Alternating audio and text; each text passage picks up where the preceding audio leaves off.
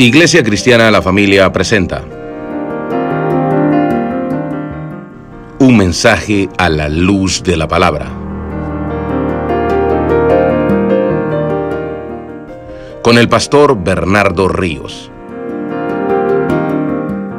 A continuación.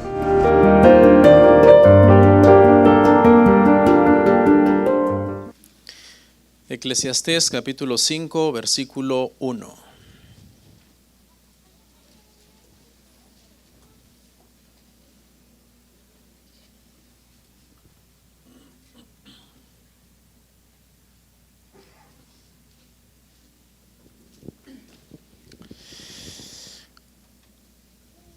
Leemos la palabra juntos y dice así: Cuando fueres a la casa de Dios, guarda tu pie y acércate más para oír que para ofrecer el sacrificio de los necios, porque no saben que hacen mal.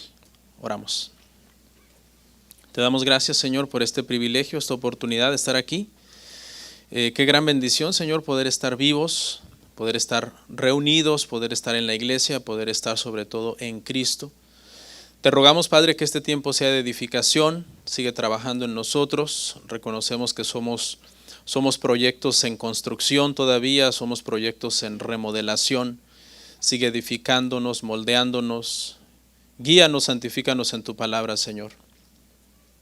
Te ruego, Padre, que este tiempo de meditación, estos minutos que vamos a estar estudiando estos pasajes, nos hable a nuestro corazón, nos edifique, nos llame, Señor, a santificación, a arrepentimiento, a devoción, a todo aquello que nos edifica, Padre. Te pedimos todo esto en el nombre de Jesús. Amén.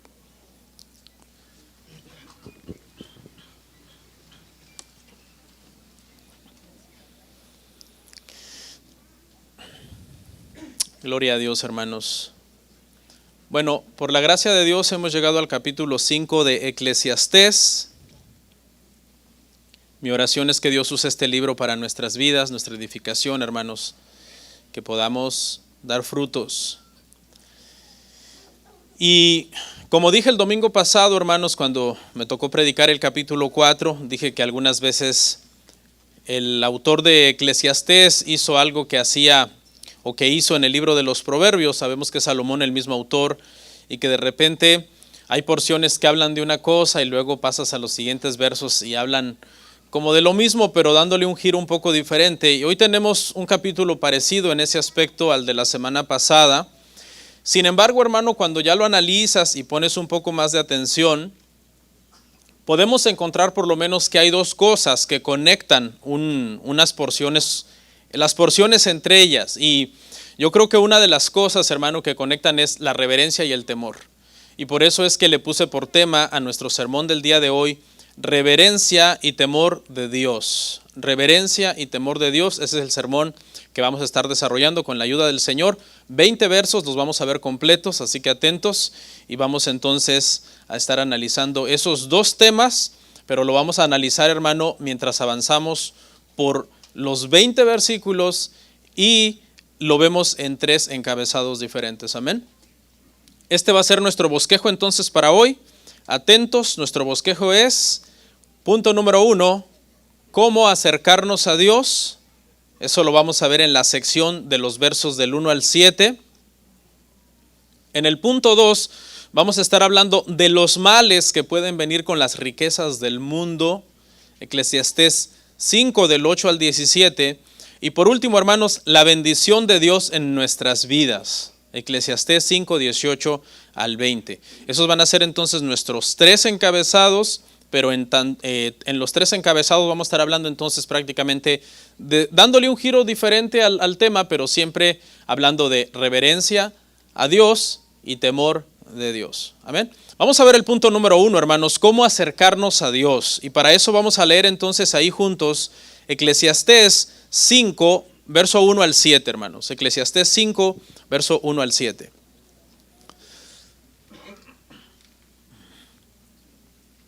Listos, leemos y dice: Cuando fueres a la casa de Dios, guarda tu pie y acércate más para oír que para ofrecer el sacrificio de los necios, porque no saben que hacen mal.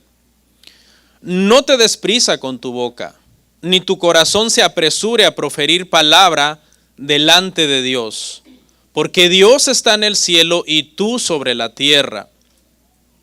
Por tanto, sean pocas tus palabras, porque de la mucha ocupación viene el sueño, y de la multitud de las palabras la voz del necio.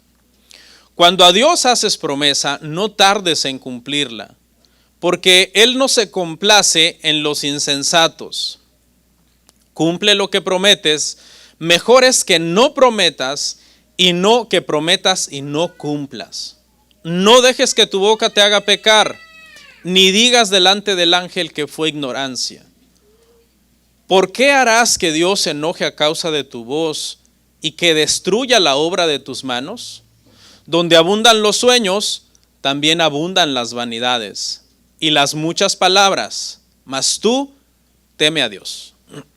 Bueno, 7 versos y nuestro encabezado es ¿cómo acercarnos a Dios?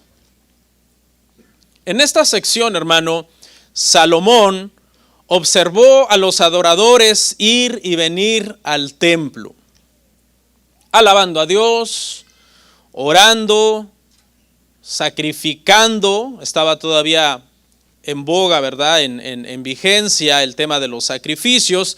Y también existían los votos, que era una especie de ofrecerle a Dios o de darle a Dios algo que no te estaba pidiendo, pero que en ti nacía.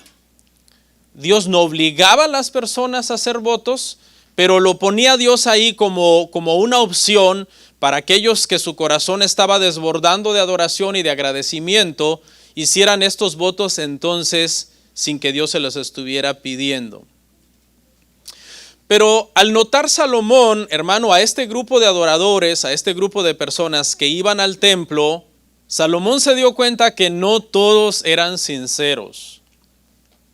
Salomón se dio cuenta que algunos hacían las cosas solamente para ser vistos por los demás o para ser tenidos por generosos o para ser tenidos por espirituales, pero realmente no había temor de Dios en su corazón, ni reverencia a Dios. No se acercaban a Dios con la reverencia que de verdad se necesita. Su pecado fue la superficialidad. Su pecado fue la hipocresía. Su pecado fue la falta de sinceridad. Y cuando Salomón observó eso, y eso pasa, hermano, pasó en tiempos de Salomón y sigue pasando el día de hoy también y siempre pasará. Siempre vamos a encontrar, hermanos, en las reuniones donde se convoca a orar, a adorar, a escuchar el evangelio, siempre vamos a encontrar estos dos tipos de personas. Las personas que están allí de forma sincera, sin ser perfectas, pero sinceramente quieren agradar a Dios, y otro grupo de personas que a veces no están allí de forma sincera. Su corazón no está realmente entregado. Por eso Salomón dice en la primera parte: cuando fueres a la casa de Dios, acércate más para oír. Habla entonces de personas, hermano, que van a la casa de Dios, pero en lugar de primero oír atentamente, se ponían neciamente entonces a hacer promesas, a prometer cosas sin pensar bien lo que estaban diciendo. Usted conoce la historia. Salomón había sido el que Dios usó para construir el templo. Hubo la inauguración del templo y el templo era algo majestuoso y habían sacrificios, etcétera. Era el lugar de reunión de Dios con su pueblo. Los sacerdotes estaban ahí para interceder de alguna manera por el pueblo, ofrecer los sacrificios por el pueblo. Pero muchas personas que iban al templo, hermano, no iban con la intención entonces de oír, de aprender, de dar gracias a Dios por todo lo que Dios ya les había dado. Más bien venían con una actitud arrogante. Dice que venían para hacer el sacrificio de los necios. ¿Ok? Y se refiere entonces a votos y promesas que estas personas hacían con el propósito solamente de ser oídos. Lo importante, hermanos, cuando nosotros vamos a la iglesia, cuando vamos a adorar a la iglesia, hermanos, es estar dispuestos a escuchar. ¿Ok? A escuchar. Dios se complace grandemente, hermano, en que nosotros escuchemos su palabra, en que oigamos su palabra, que meditemos en su palabra. ¿Okay? Más allá de los sacrificios que nosotros podamos hacer. ¿Sabe quién descubrió que Dios prefiere la obediencia que los sacrificios? Usted lo debe de saber, ¿no? Fue el rey Saúl. ¿Se acuerda? El Señor lo mandó a destruir a los amalecitas y le dio instrucciones precisas. Vas a acabar con todo el ganado, vas a acabar con todos los amalecitas, vas a acabar con el rey. Saúl llegó allá con su ejército, vio que había ganados buenos, los amalecitas tenían buenos ganados y dijo, seguramente estos ganados los podemos reservar y ofrecerlos en sacrificio al Señor. Y llegó el profeta Samuel. Dice, hola Saúl, ¿cómo estás? ¿Todo bien por aquí haciendo la obra del Señor? ¿Ah, sí? ¿Y qué son esos balidos de ovejas que estoy oyendo? ¿Qué son esos bramidos de vacas que estoy oyendo?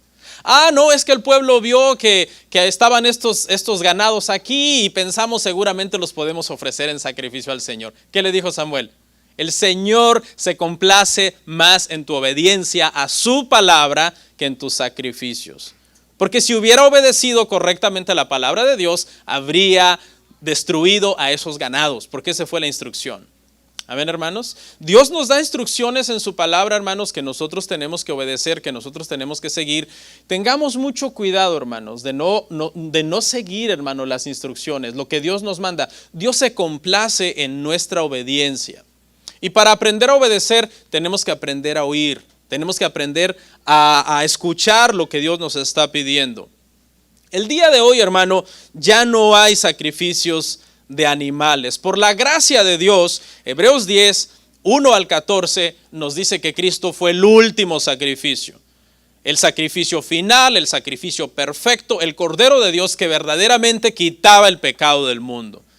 Gracias a Dios, porque si se imagina estar matando animales todos los domingos, hermano, acá, toda una carnicería. El templo, hermano, era una carnicería en sí.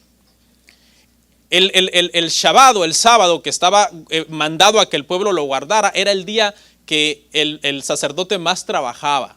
El otro día Max me hizo una pregunta. Max me dijo, papi, tú has dicho que el domingo es el día del descanso. ¿Y tú por qué trabajas el domingo? Le digo, porque el domingo es el día de descanso para el pueblo de Dios, pero no para los que ministran. Y eso lo encontramos en el Antiguo Testamento. El Shabbat era día de descanso para el pueblo, no para los sacerdotes.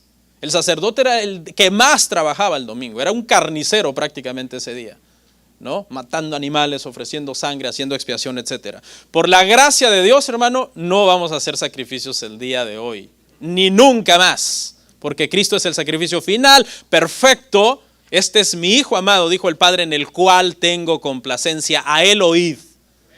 Dios se complace ahora en que nosotros oigamos y obedezcamos su palabra y temblemos ante su palabra.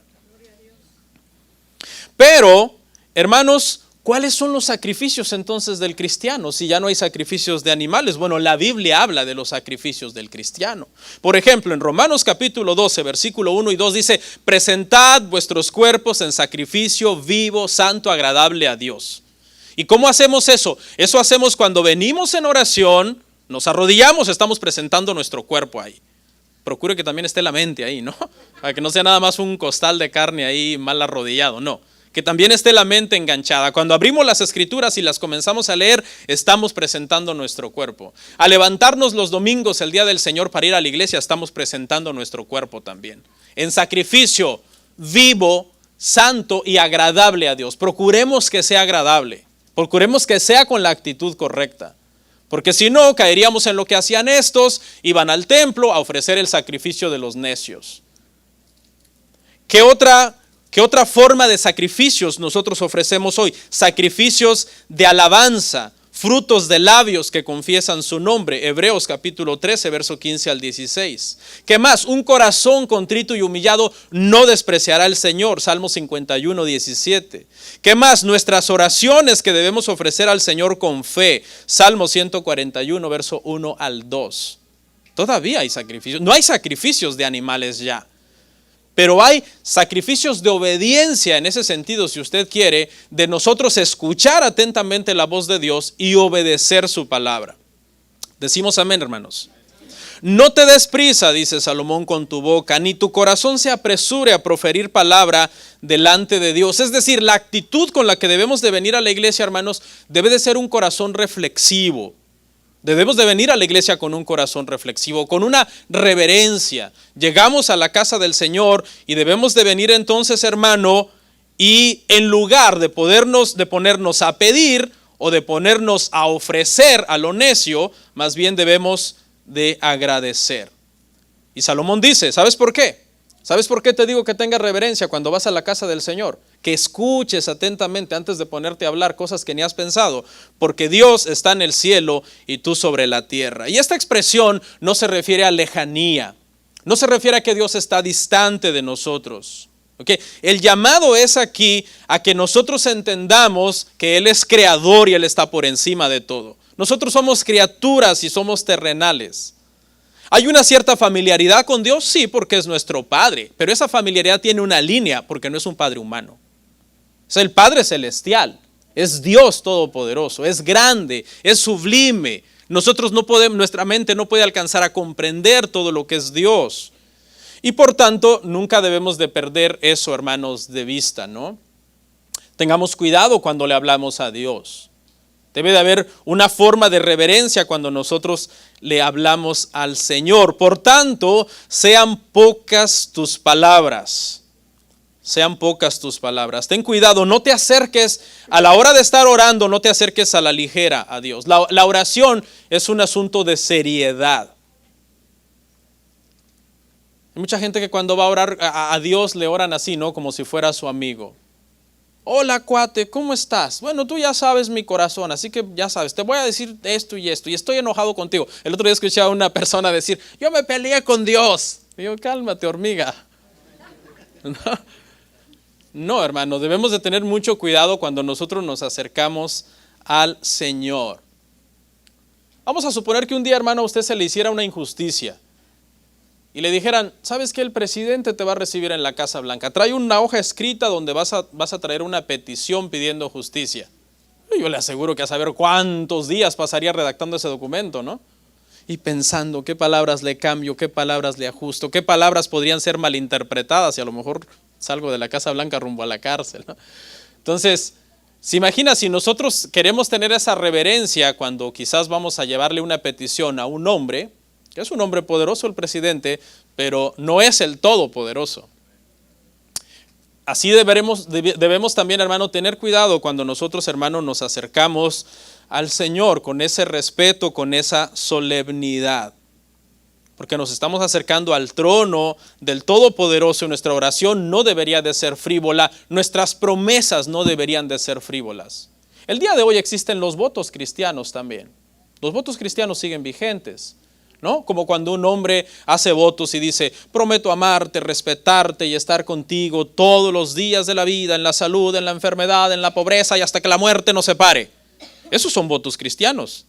Me preguntaba mi esposa hace un día, papi, ¿dónde es? Hace unos días me preguntaba mi esposa, bueno, no me dijo papi, me dijo me dice, oye, ¿por qué hacemos esos votos de que hasta que la muerte nos separe y todo eso? Le digo, bueno, porque los votos cristianos son bíblicos. Me dice, ¿pero dónde está eso en la Biblia? Obviamente ella ya sabe que no está en la Biblia, nada más me estaba haciendo una pregunta retórica para molestarme. No, no es cierto. Le digo, no, eso no está en la Biblia. Así como se dicen esos votos no aparecen en la Biblia, pero hacer votos es cristiano. O sea, cumplir votos, cumplir nuestras promesas. La Biblia no prohíbe, por ejemplo, estrictamente hacer juramentos. Lo que prohíbe es jurar y no cumplir. Eso es lo que la Biblia prohíbe, ¿ok? Pero el día de hoy, hermano, ya no existen estos votos que menciona la ley en ese sentido. Ahorita voy a darles unas citas y a comentarles en qué sentido estaban esos votos, pero hoy existen los votos. Cuando nosotros hacemos promesas, ¿qué es lo que Dios espera de nosotros? Que no seamos insensatos, que no seamos necios, que pensemos bien lo que estamos prometiendo en votos, porque lo estamos prometiendo delante de Él y Él no se agrada de los necios. Dice, de la multitud de palabra viene la voz del necio. Dos cosas te debes de cuidar cuando estés orando. Dos cosas. Número uno, de la mucha palabrería. ¿No? Porque el Señor Jesucristo, ¿qué dijo de los gentiles que oraban con mucha palabrería? ¿Qué dijo? Creen que por su mucha palabrería van a ser oídos. Hay gente que cuando comienza a orar, hermano, parece un merolico, ¿no? Bla, bla, bla, bla, bla, bla, bla, Señor y esto, Señor lo otro, Señor aquello y que hermano. No, hermanos. Así no se ora. La mucha palabrería no significa mucha espiritualidad, ni que Dios te está escuchando necesariamente. Número 2, te debes de cuidar de las palabras vanas, es decir, de las palabras que estás diciendo sin pensarlas. Lo mejor que podemos traer, hermano, ante Dios cuando venimos a orar es un corazón preparado para orar. Porque de la abundancia del corazón, habla la boca. Juan Bunyan decía que en la oración es mejor tener un corazón sin palabras que tener muchas palabras sin corazón. Mucha gente hace eso cuando se arrodilla. Tienen muchas palabras, pero no tiene corazón. Y este pasaje, esta parte habla de esa reverencia, hermano, que debemos de tener. Se ha dicho muchas veces que cuando oremos no pasemos pidiendo, ¿verdad? ¿Han escuchado eso? Cuando usted ore no pase pidiendo. Esta parte dice que tampoco pases ofreciendo. Porque alguien dice, no paso pidiendo, pero paso ofreciéndole a Dios. Pero cumples lo que estás ofreciendo, porque si no, el Señor dice que ese es el voto, los sacrificios de los necios. Debemos, hermano, de orar siempre como cristianos. La oración debe de ser parte de nuestra vida.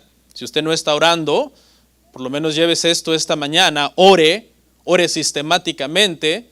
Decía yo en un podcast hace unos días que toda la gente en enero del 2024, en enero de cada año nuevo es leer la Biblia completa. Pero usted alguna vez ha oído a alguien decir, mi meta este año es orar más. Es muy raro el que diga eso. Mi meta es orar más, es orar sistemáticamente. De la misma forma que tengo que leer la Biblia todos los días para poderla terminar el 31 de enero o antes, de la misma forma voy a orar todos los días también sistemáticamente. Hey familia, ya llegó la hora de orar, ¿qué pasa? ¿Dónde están? La oración, hermano, debe de ser bien importante en nuestras vidas y debe de ser hecha entonces con esa reverencia, porque Dios está en el cielo y tú estás en la tierra. Hay una anécdota, dice que una vez, hermano, un actor famoso fue invitado a una reunión de honor donde, había mucha gente importante en ese lugar. Era un actor que le gustaba la declamación y entonces el público que estaba ahí le comenzaron a pedir que hiciera una declamación de una de sus obras literarias que a él más le gustaba. Entre los invitados estaba un anciano pastor y el anciano pastor le sugirió a este actor famoso que recitara o que declamara el Salmo 23. El actor accedió, pero con una condición, le dijo al anciano predicador, con la condición de que cuando yo termine de recitarlo, lo recite usted. Y bueno, el hombre que era todo un experto en la declamación, se levantó, una bella entonación, le dio un énfasis dramático, una voz pulcra, así como de seda, y cuando terminó, pues la gente le dio un aplauso, ¿no? Muy, muy prolongado por la calidad como declamador. Llegó el momento del anciano predicador, tenía una voz ronca, bastante así como difícil de oír, dañada por tantos años de predicación. Su pronunciación no era exactamente lo mejor ni lo más pulcro, pero cuando acabó de declamar el anciano predicador, dice que todos los oyentes tenían sus pañuelos limpiándose las lágrimas. Entonces le preguntaron al actor qué había hecho la diferencia. Le dijeron al actor, ¿qué hizo la diferencia? Y él dijo, lo que pasa es que yo conozco el Salmo, pero él conoce el pastor, ¿no? Porque habían declamado el Salmo 23. Y eso es una realidad, hermano. Cuando una persona sabe orar, se acerca a Dios con reverencia, con ese temor, tú sientes la diferencia. No sé si le ha pasado que oyes orar a alguien que pasa en la presencia de Dios, que pasa en comunión con Dios y tú sientes, tú sabes, tú dices, aquí hay algo, ¿no? Porque se siente que es una persona que de verdad tiene comunión con el Señor y que no está hablando solamente mecánicamente por hablar. La forma en que oramos, hermanos, entonces es importante. Cuando a Dios haces promesas, no tardes en cumplirla. Estos votos, hermano, usted los puede ver en su casa en Números 30, en Deuteronomio 23, 21 al 23, estaban estos votos, que eran opcionales y la gente que iba al templo los podía ofrecer o bien abstenerse de ofrecerlos y no meterse en problemas. Pero al parecer, estas personas querían ser tenidos por espirituales, por generosos dentro del templo y se ponían entonces a prometer cosas sin pensarlas que después no las cumplían o les daban largas al asunto. Dice, mejor es que no prometas y no que prometas y no cumplas. En otras palabras, mejor no digas nada. Hasta el necio es contado por sabio cuando calla, dice un proverbio, ¿no? En otras palabras, mejor callado. ¿Ok? El sentido de los votos, yo encontré 2 citas donde tienen un sentido. Podías ofrecer ofrendas, lo cual siempre implicaba dinero, porque si eran animales tenías que comprar los animales o dar los animales que tú ya tenías. Y otro tipo de votos eran la devoción. Es decir, cuando la gente se acercaba, las citas están en Deuteronomio 23:23 y Números 30:13. Estos eran 2 tipos de voto que la gente podía hacer cuando iba al templo. O bien decir, Señor, te prometo que voy a traer un cordero, por ejemplo, o un carnero, o una vaquilla, o qué sé yo, o 2 avecillas. Eso estaba permitido, se podía hacer, sin que Dios te lo estuviera pidiendo, aparte de los otros sacrificios que ya se habían hecho y que eran obligatorios por el pecado y por otras cosas. Pero tú lo podías ofrecer libremente. O también podías ir al templo y decir, Señor, te prometo que voy a hacer un ayuno, afligir tu alma. Cuando vea usted en el Antiguo Testamento la expresión afligir el alma, se refiere a ayuno. ¿Ok? Se refiere a ayuno. Entonces, estas 2 cosas, hermano, de alguna manera siguen vigentes el día de hoy, ¿o no? La iglesia sigue teniendo necesidades como en el tiempo del Antiguo Testamento y sigue dependiendo de los aportes voluntarios y de las ofrendas que la gente dé para sostener la iglesia. Y la devoción sigue vigente también hoy. El día de hoy también nosotros tenemos que buscar tener nuestra comunión con Dios, tener una vida, hermanos, viva con Dios en nuestra relación. Entonces, de alguna manera también, hermano, aplica el día de hoy a que tengamos cuidado cuando hacemos promesas. Cuando hacemos promesas, ya sea nos comprometemos a ser miembros de una iglesia, nos comprometemos a ayudar quizás a las misiones, nos comprometemos quizás a ser personas que vamos a ser los que sostenemos la obra, etcétera, y después en el tiempo se nos olvida. La Biblia llama eso necedad. O empieza el año nuevo y empiezas a prometer un montón de cosas para tu vida devocional. No, ahora sí me voy a levantar y no las cumples. Dios dice que eso también es necedad. Dice, para que no digas delante del ángel que fue ignorancia. Aquí ángel, todo parece indicar que se le aplica al sacerdote, porque ángel significa mensajero y el sacerdote de alguna forma era el mediador en ese tiempo entre los hombres y Dios en el templo de Salomón. Entonces haga de cuenta, hermano, que la gente que ofrecía cosas neciamente, sin pensarlo, el sacerdote pues se la creía, ¿no? El sacerdote llegaba y decía, a ver, ¿dónde está el voto, la vaquilla o el cordero o lo que ofreciste? Y él decía, no, ¿sabes qué? Me equivoqué, me apresuré, no debí de haber prometido, no lo estaba yo pensando bien. Y es a eso que se refiere entonces que cuando venía el sacerdote a buscar el voto, a buscar la ofrenda que se supone que la persona había prometido, pues descubría que realmente había sido un error de parte del ofreciente. El ofreciente dijo, no, ¿sabes qué? Siempre no. Ya calculé bien mis gastos o ya calculé bien mi tiempo y resulta que no me da tiempo en sí. Ese ayuno no lo voy a acabar haciendo al final.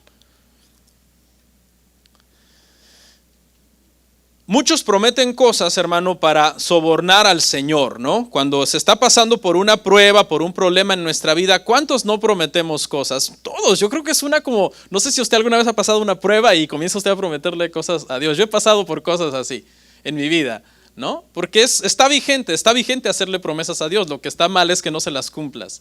Y ha habido momentos de mi vida en que yo le he dicho al Señor, Señor, si tú arreglas esto, yo te prometo que yo voy a hacer esto. Tenga muchísimo cuidado cuando haga eso. Porque ¿sabe cuál es nuestra tendencia humana? Nuestra tendencia humana es que cuando se arregla el problema ya no queremos cumplir.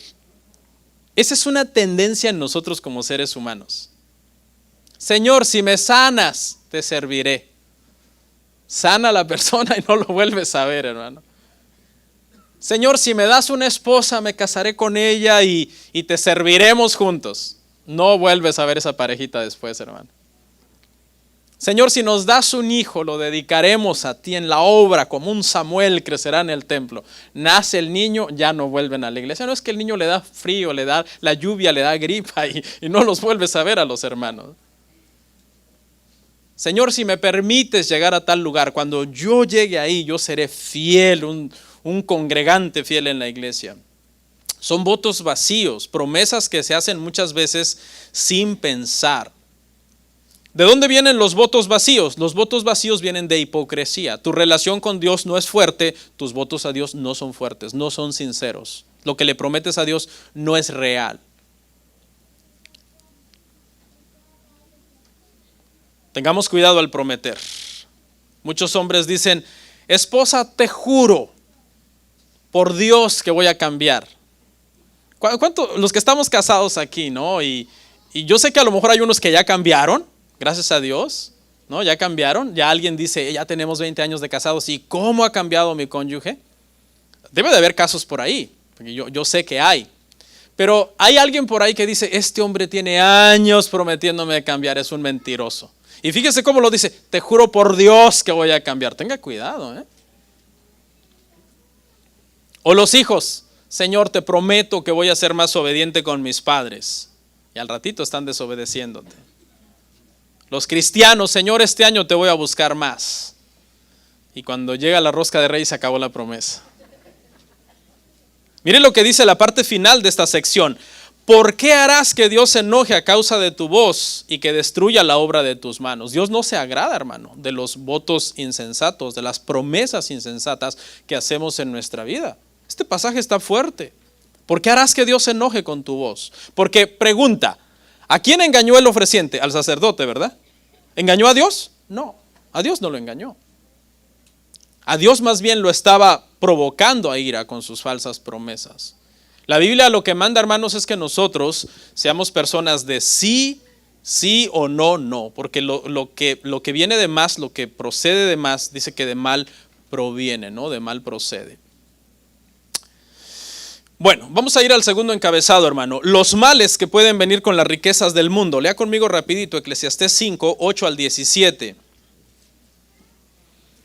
Si opresión de pobres y perversión de derecho y de justicia vieres en la provincia, no te maravilles de ello, porque sobre el alto vigila otro más alto, y uno más alto está sobre ellos. Además, el provecho de la tierra es para todos, el rey mismo está sujeto a los campos. El que ama el dinero no se saciará del dinero, y el que ama el mucho tener no sacará fruto. También esto es vanidad. Cuando aumentan los bienes, también aumentan los que los consumen. ¿Qué bien pues tendrá su dueño sino verlos con sus ojos? Dulce es el sueño del trabajador, coma mucho, coma poco, pero al rico no lo deja dormir la abundancia. Hay un mal doloroso que he visto debajo del sol, las riquezas guardadas por sus dueños para su mal, las cuales se pierden en las malas ocupaciones, y a los hijos que engendraron nada les queda en la mano. Como salió del vientre de la madre desnudo, así vuelve yéndose tal como vino, y nada tiene de su trabajo para llevar en su mano. Este también es un gran mal, que como vino, así haya de volver.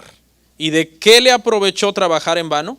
Además de esto, todos los días de su vida comerá en tinieblas, con mucho afán, dolor y miseria. Esta parte, hermano, Salomón habla de dinero y habla de riqueza. Eclesiastés es un libro que habla mucho de la riqueza, y usted sabe por qué. Porque Salomón era rico. Si hay alguien que podía hablarnos de dinero, cómo el dinero realmente no te hace feliz, cómo la riqueza realmente no satisface, no llena el corazón, pues era Salomón. Él era un experto en este tema. ¿Ok?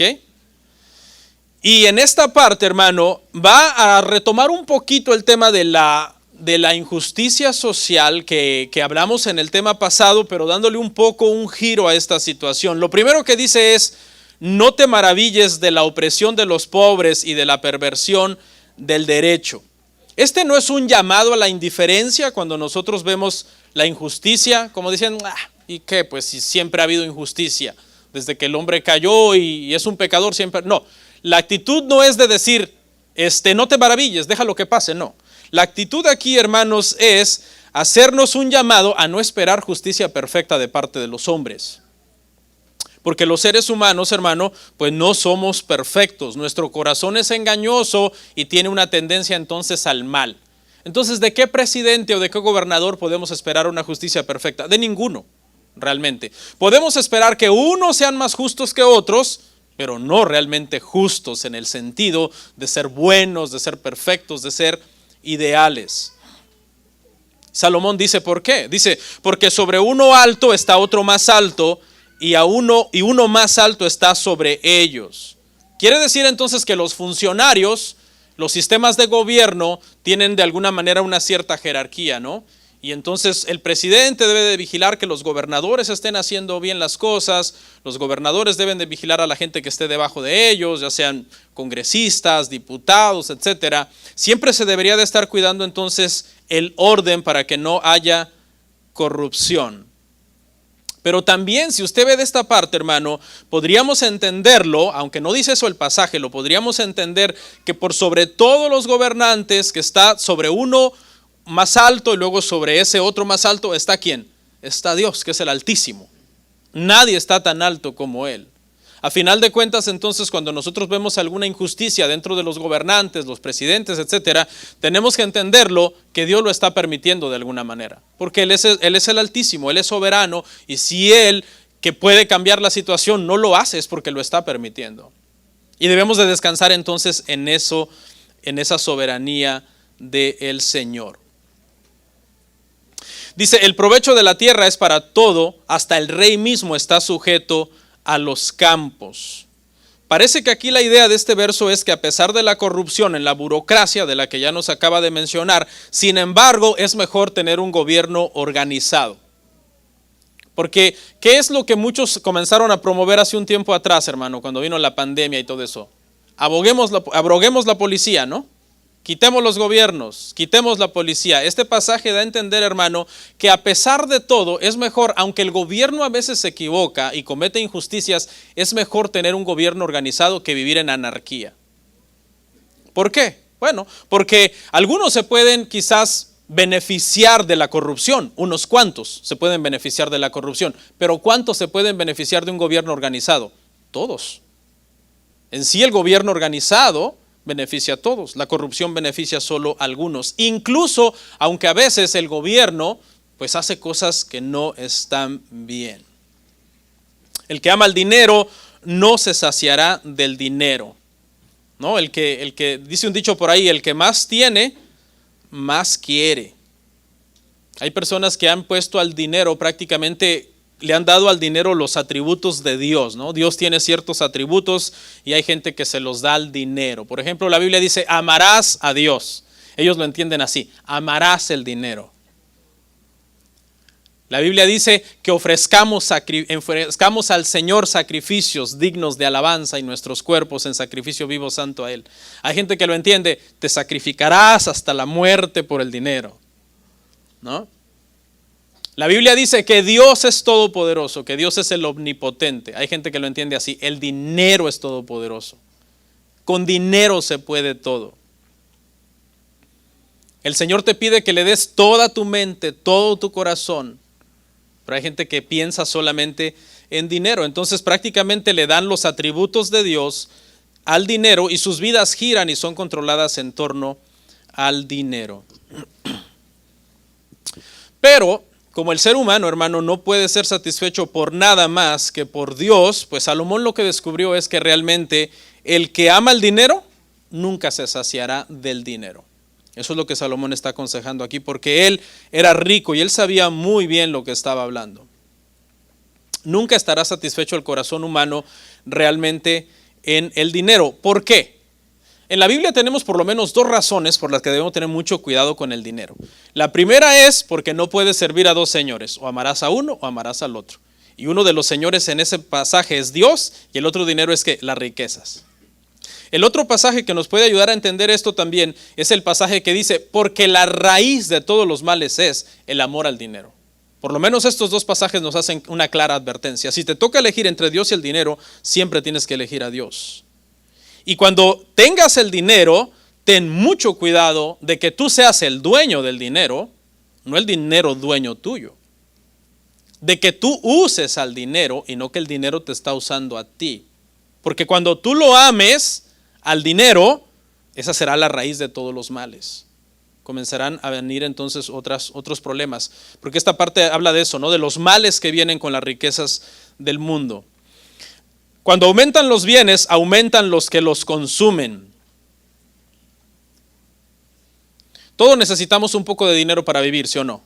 Por ejemplo, yo hoy vine acá a la iglesia, no sé cuánto gasté, unos $6 de gasolina tal vez. Tenía que tener esos $6 para gasolina. Me tomé un café en la mañana, ¿qué le cuesta? ¿Qué le gusta? $2, ¿no? O sea, necesitamos dinero en nuestra vida, sí o sí. ciertas cantidades de dinero para poder vivir, para poder suplir nuestras necesidades, etcétera. ¿Ok? Pero el dinero en sí mismo, hermano, pues no es la solución para todos los problemas. Hay cosas, hermano, que el dinero no puede comprar. Dice que se aumentan los que los consumen conforme se aumenta la riqueza. Por ejemplo, a los ricos les salen muchos familiares y muchos amigos que los ayudan a consumir el dinero. Les salen gastos en empleados, en materia prima. Aquellos que son empresarios tienen muchísimo más gastos que alguien que no es un empresario. No es que eso sea malo, obviamente, ¿no? Se aumentan los impuestos, las multas, las regulaciones del gobierno, y eso es lo que está diciendo aquí Salomón. Entre tú más tienes, más gastos tienes también. Porque el que más tiene va a querer vivir una vida a cierto nivel, ¿no? Dice, no, es que ahora ya estamos en otro nivel. Y en ese nivel se le va a exigir entonces muchísimo más gastos. Dice, dulce es el sueño del trabajador, coma mucho, coma poco. Pero al rico no lo deja dormir la abundancia. La riqueza no trae paz mental automáticamente. La riqueza, por lo que está diciendo aquí Salomón, trae estrés, trae ansiedad, trae problemas. No es que la riqueza sea mala, hermanos, porque Salomón no está diciendo todos los ricos se van al infierno, eso no está diciendo Salomón, ni tampoco está haciendo una apología de la pobreza, pero sí lo que está diciendo es, a mí me consta como rico, como billonario, que las riquezas a veces te quitan el sueño, no duermes, te da insomnio y no puedes disfrutar de tu vida. La nueva Biblia de las Américas, este pasaje, esta parte la traduce que al rico no pudo dormir porque le hizo daño hartarse de comida. Por eso es que dice que el sueño del trabajador es mucho. Coma mucho, coma poco, él duerme tranquilo. Pero el rico, la NBLA, da a entender que por haber comido tanto, porque tiene tantos platillos y tantas opciones para comer, que acabó prácticamente indigestado y desvelado toda la noche. Se dice, hermano, que John Rockefeller fue de los primeros millonarios que existieron en la historia de la humanidad, después de la historia antigua de las Escrituras, ya en una historia más moderna, más reciente. Y dice, hermano, que él tenía tanta preocupación por su dinero que cuando tenía 53 años de edad, prácticamente, hermanos, su vida estaba arruinada, tenía muchísimos problemas estomacales. Quise traer esta historia porque si la NBLA está traduciendo bien que el rico se enfermaba de tanta comida, este hombre se dañó tanto del estómago a causa del estrés, del dinero, que cuenta la historia, hermano, que lo único que podía comer era galletas con leche. ¿Se imagina? Eso era lo único que podía soportar en su estómago. Pero ganaba muchísimo dinero. Él fue el primer hombre que comenzó a ganar $1 millón por semana, ¿no? Y él tomó una resolución. La resolución que tomó fue empezar a ser generoso.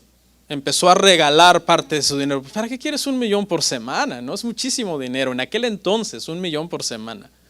Entonces comenzó a regalar su dinero, como a ser más generoso. Y dice que eso lo empezó a relajar, empezó a sentirse menos estresado, más como en ambiente con las personas, de saber que estaba ayudando a los demás. Eso le empezó a traer paz y vivió hasta los 98 años sano. Así que ya sabes, si tiene estrés, alguien dice, yo tengo estrés, pero no por el dinero, yo tengo estrés por la necesidad, ¿no?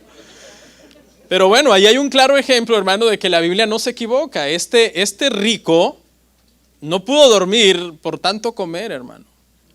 Por tanto comer.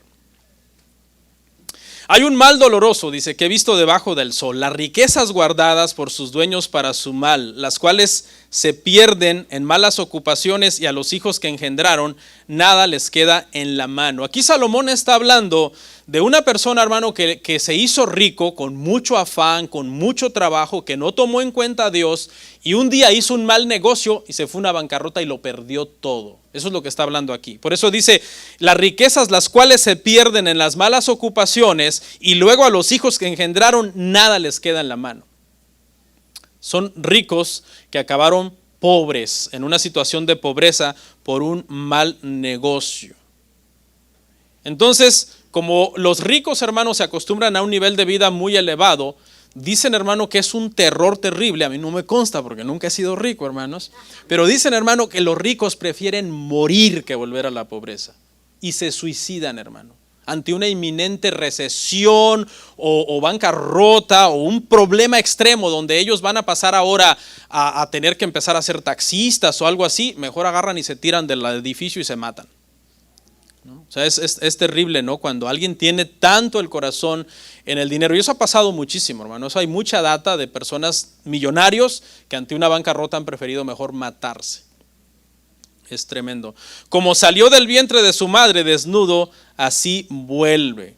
Entonces la vida de este rico es bien pobre, porque la vida de este rico, hermano, es una vida en donde cuando empezó a tener mucho dinero se rodeó de un montón de cosas que comenzaron a consumir sus bienes.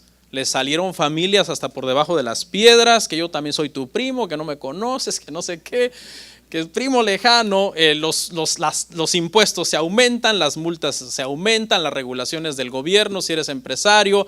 Entonces después esto le trajo una enfermedad estomacal, padecía insomnio, no podía dormir de noche. Y luego para colmo en una de esas hace un negocio donde lo pierde todo y los hijos que eran ricos ahora quedan sin nada. Los juniors ahora quedan en la pobreza. Y entonces al final, hermano, en realidad acaba volviendo al vientre de su madre, que es una forma poética de decir la tumba, desnudo, sin nada, en pobreza, tal y como había nacido. Y por último, hermanos, la parte número 3, la bendición de Dios en nuestras vidas, hermano. Y con esto vamos a ir cerrando. Últimos versos, Eclesiastés 5 del 18 al 20.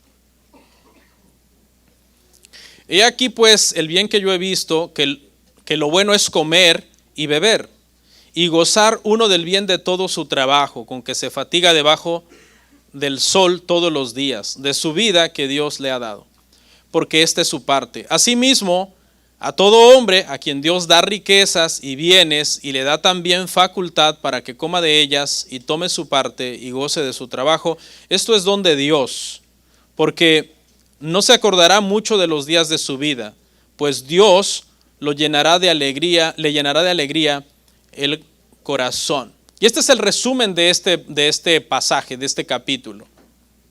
Están aquellos que se acercan a Dios de una manera irreverente, como si Dios fuera igual que ellos, hacen votos, hacen promesas, no los cumplen, fue ignorancia, dicen. Luego Salomón comienza a hablar de aquellos que son ricos, pero que realmente su riqueza no los deja dormir, no los deja disfrutar la vida. En una de esas acaban siendo pobres, perdiéndolo todo, y tal y como nacieron sin nada, morirán sin nada. Pero al final, en esta parte, Salomón entonces nos da un consejo a nosotros de cómo realmente nosotros deberíamos de ver el dinero o las cosas que Dios nos permite administrar como bendiciones de Él. Como esto es una bendición del Señor. ¿Qué quiere el Señor que haga yo con estas bendiciones? ¿Cómo quiere el Señor que yo administre estas cosas que me está permitiendo tener? Y bueno, vas a la Biblia y la Biblia te dice cómo administrarlas, cómo repartirlas, a quién darle, a tus padres, a los pobres, a las viudas, a los huérfanos, a la iglesia, a las misiones. ¿Cómo puedes usar todo lo que Dios te da de una manera sabia? ¿Cómo poder sentarte a comer un plato de comida y una buena bebida y disfrutarlo y decir, esto es un don de Dios? Me siento pleno, me siento satisfecho. Asimismo, hay hombres a los que Dios les da riquezas, pero también les da la facultad para gozar de ellas. Ese sería el combo ideal. Riquezas, si Dios así lo permite, ser rico no es pecado, ¿no? Siempre y cuando repartas como Rockefeller, para que no te dé estrés.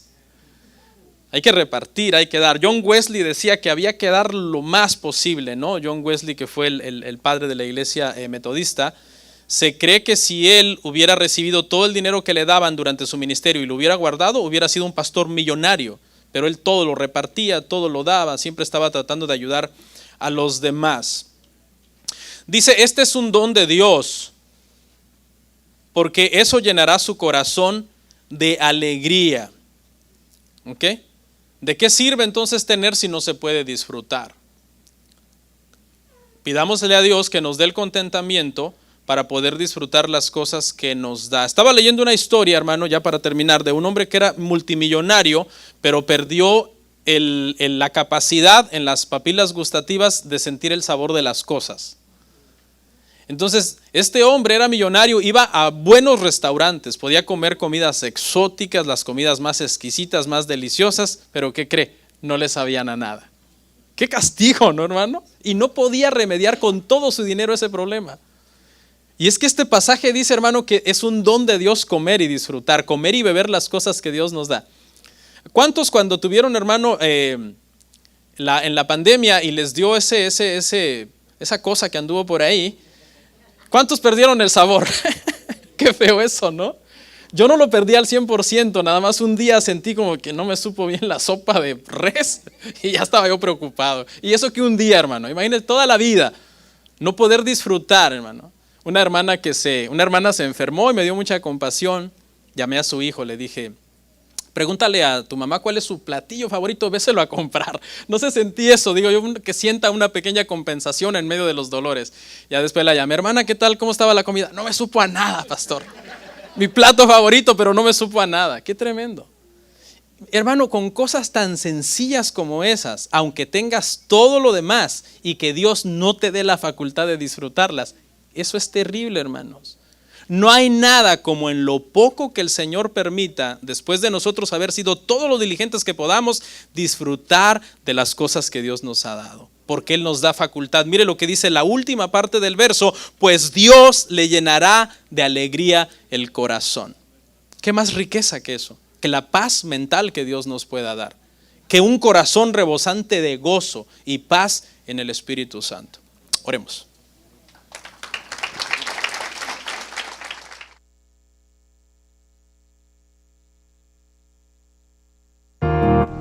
Comparte, suscríbete, dale like. Gracias por tu sintonía. Hasta la próxima. Bendiciones.